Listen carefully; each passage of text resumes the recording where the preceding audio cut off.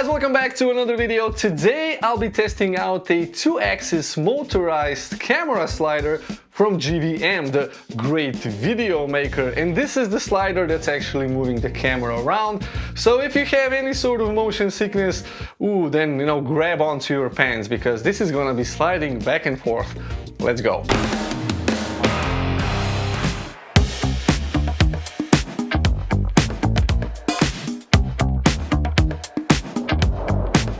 So the folks from GVM reached out to me and said, hey man, do you want to try some of our equipment? And they have lights, they have studio flashes, and of course they have camera sliders. So they offered me to try the WS-2D motorized camera slider, which I think is just one of the best things that I got in recent times, because it's going to help me out a lot in my YouTube video creation, especially when I'm doing product reviews. So in this video we'll be looking at how this thing looks, how you set it up, how you operate it, and well, in the end we'll talk about the price, because I think that this is a very affordable piece of camera equipment.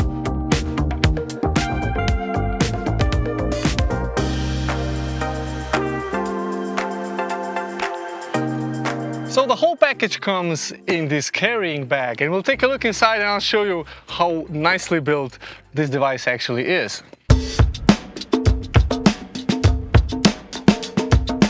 So on each side of the slider you have these retractable legs that are all individually adjustable. And this is really cool for keeping the slider level, because let's face it, you don't want it to rock around when you're actually filming a video. Now GVM did include a ball head. In my case actually it's a two-way head. So what I'm going to do is I'm going to screw this on, attach my camera, and then I'm going to show you how easy it is to program this device.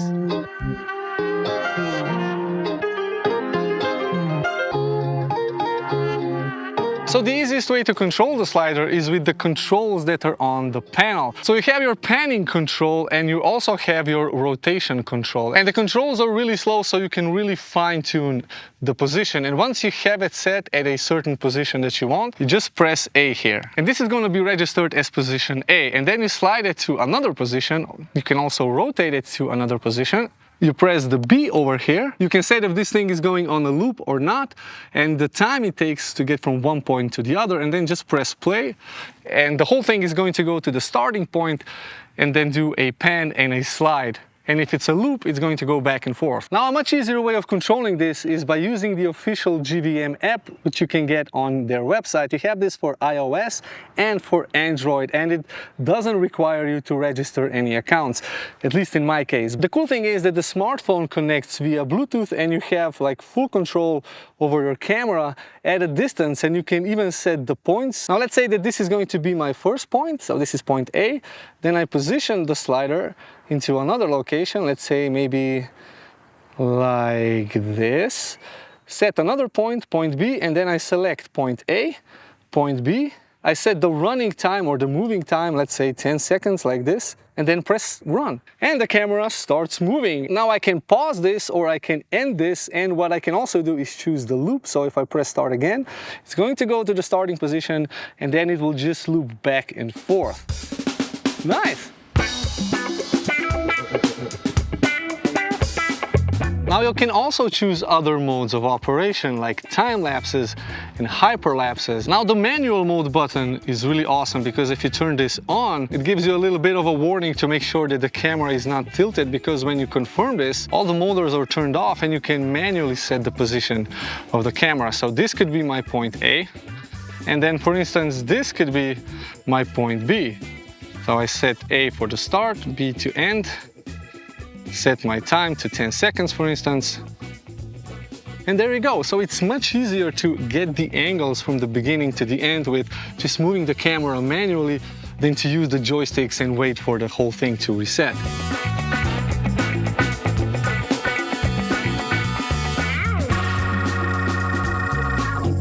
Now, because I use a Sony camera, I use a micro USB cable to be the trigger or the shutter. So I connect this to the slider and the camera is going to start taking photographs automatically once I press run. So now I'm going to take a panorama shot of this scene over here. So I'm going to set 2 points, and this time I'm just going to pan the camera around without any motion. So I go here, I set my panorama. I'm gonna set the number of photos. So I'm gonna take, I don't know, 5 photographs.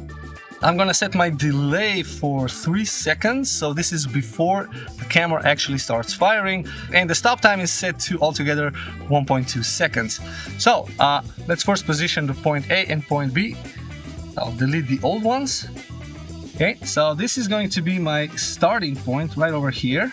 I'm gonna set this as for the first point, and then I'm going to rotate the camera around like this, and this is going to be my B point.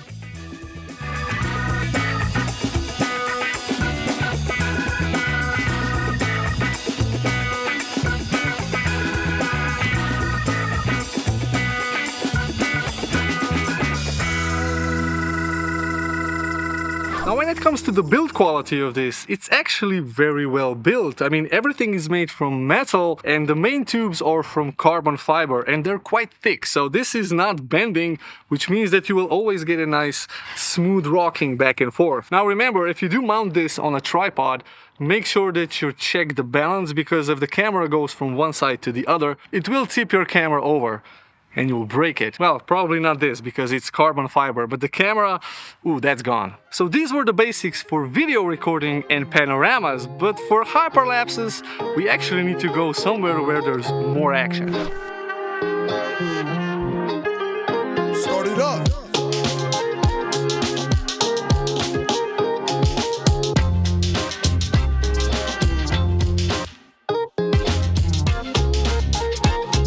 Now the package includes the slider, which is already assembled. You get 2 large batteries and 2 charging ports for those batteries and a whole bunch of cables for connecting your camera with the slider. Now the motors that are pulling the camera back and forth and rotating the camera are really quiet. I mean, even here in this very quiet environment, I can hardly hear just a teeny tiny buzz as the camera is moving back and forth. So the slider is very useful even if you have a microphone mounted onto the camera. And that's it. If you guys have any comments or questions about the slider, make sure that you leave a comment down below.